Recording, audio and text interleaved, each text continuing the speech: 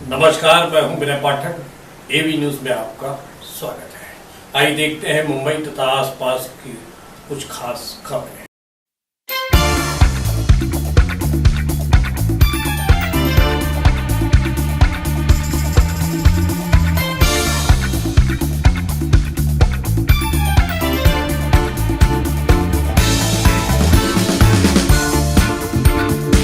पीलीभीत के बासिंदों में वरुण गांधी को लेकर आस है, विश्वास है, उम्मीद है और समाज देश के प्रति वरुण गांधी चिंतन भी करते हैं।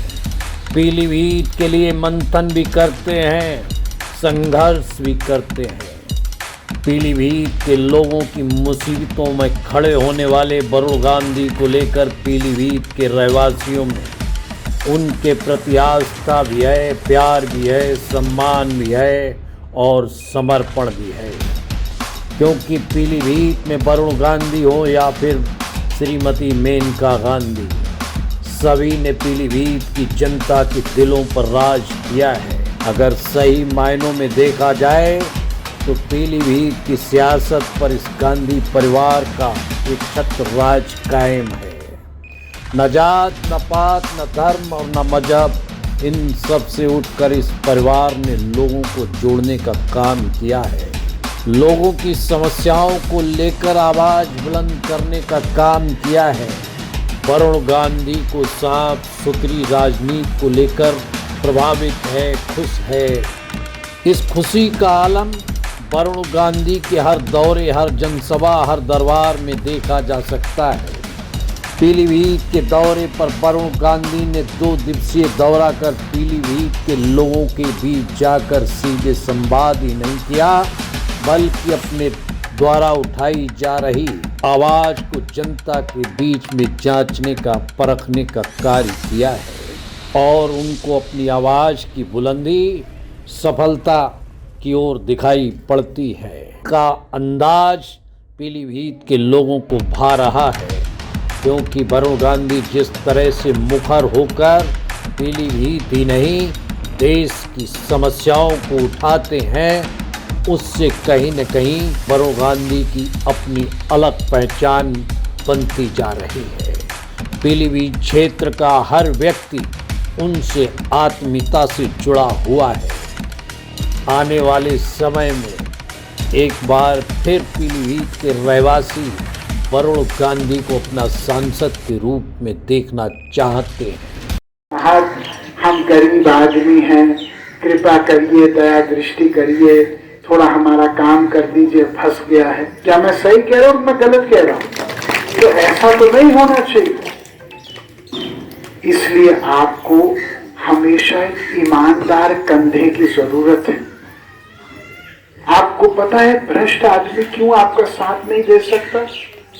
क्योंकि जब भ्रष्ट आदमी आवाज उठा के उन पुलिस वालों को डांटेगा कि ये मेरे घर के लोगों को आपने क्यों ऐसा अपमानित किया, तो वो उसको 4 चीजें जब वापस बोलेगा कि आपका खनन में हाथ चल रहा है, आपका ये हाथ चल रहा है, आपका कॉलोनी कट हुई है, तो फिर वो आदमी कहेगा अच्छा जो करना करो भैया, तमाशा मत करो, चलो फोन काट देगा।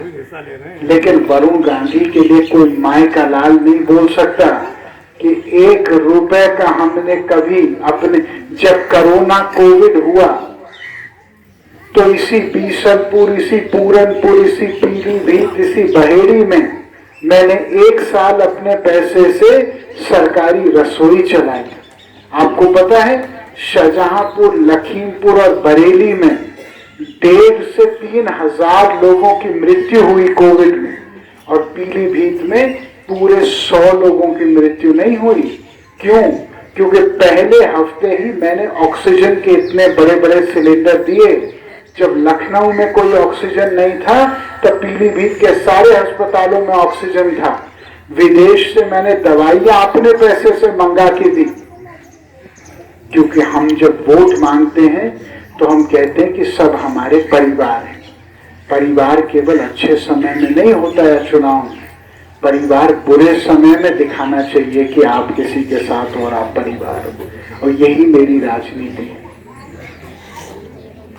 अभी पिछले बार हम लोग डीएम पीलीभीत से मिले। मैंने उनसे कहा, मान्यवर, मुझे एक सूची चाहिए कि सरकारी योजनाओं के तहत पीलीभीत के लोगों को लोन कितने मिले, क्योंकि सच्चाई की बात यह है हमारे देश में बड़े बड़े उद्योगपति को भले हजारों करोड़ के लोन मिल रहे हैं, पीलीभीत का नौजवान या ग्रामीण अंचल का नौजवान आज हमारे देश में लोन लेना चाहता अपने विस्तार के लिए, अपने रक्षा के लिए, अपनी बहन की शादी के लिए, अपने माता के इलाज के लिए, तो उसको धक्के खाने पड़ते हैं 8-10 बार। तो मैं यहाँ के लोगों को जात पात में क्यों बांटूं कि इतने गंगवार, इतने किसान, इतने ब्राह्मण, इतने अनुसूचित, इतने नाई, इतने, मैं क्यों बांटूं? ये तो ऐसा हो गया कि मैं कोई सी मंडी में जा रहा हूं और मैं कह रहा हूं 1 किलो गोभी, 1 किलो टींडा, 1 किलो लौकी, 1 किलो टमाटर। मैं तो लोगों को नहीं बांट सकता इस तरीके से। मैं लोगों को बांटता हूं उनके चरित्र के ऊपर, उनके सपनों के ऊपर, उनके साहस के ऊपर, उनके अच्छाइयों के ऊपर। हमेशा मिले मुझे अगर कोई व्यक्ति मिले जिसके अंदर एक उच्चता है, तो मैं उसका पहला नाम जानना चाहता हूं, उसका दूसरा नाम नहीं जानना चाहता। हमेशा मिले, क्योंकि इंसान है, हमने ही छोटा कर दिया ये सब गंद फैला के। क्या मैं सही कह रहा हूं कि मैं गलत कह रहा हूं? देखिए, स्वतंत्रता की लड़ाई हुई, क्यों लड़ाई हुई? आपके बड़ों ने, हमारे बड़ों ने मिलकर लड़ाई लड़ी। क्यों लड़ाई लड़ी?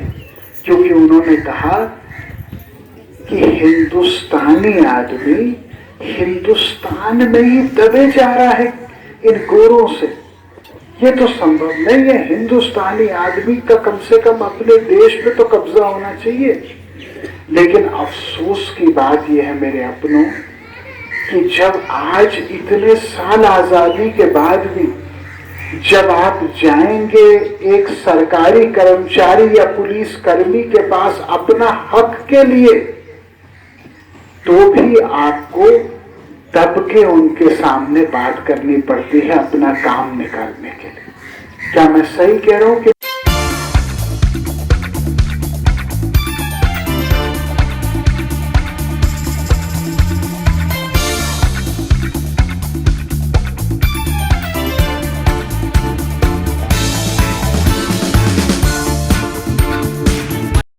एबी न्यूज में अभी तक का सफर करते हैं समाप्त। विनय पाठक को दीजिए इजाजत। हम फिर मिलते हैं नई खबर, नए सफर के साथ। लेकिन चलते चलते गुजारिश, विनती, अनुरोध, यदि आप हमसे जुड़े रहना चाहते हैं तो हमारे चैनल को लाइक, शेयर, सब्सक्राइब करना ना।